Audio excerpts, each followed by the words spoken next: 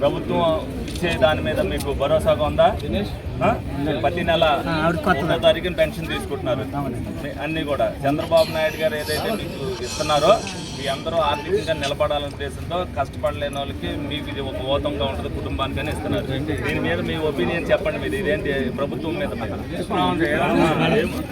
ప్రభుత్వం బాగుందని కాదు, ఈ పెన్షన్ ఏ విధంగా ఉపయోగపడుతుంది అనేది మీరు చెప్పాలి.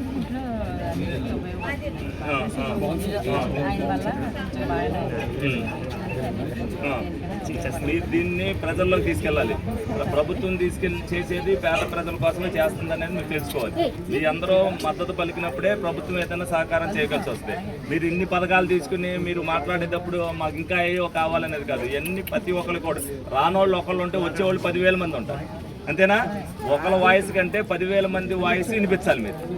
ఏదైనా చిన్న చిన్న సమస్యలు ఎవరికైనా ఒకటే రాగితే దాన్ని రెక్టిఫై చేస్తుంది గవర్నమెంట్, ఇవాళ కాకపోతే రేపు. కానీ మీరు ఇచ్చేవాళ్ళు ఇంతమందికి ఇస్తున్నారు, ప్రభుత్వం ఇస్తున్నది మంచి కార్యక్రమం అనేది మీరు కూడా తీసుకెళ్తారు.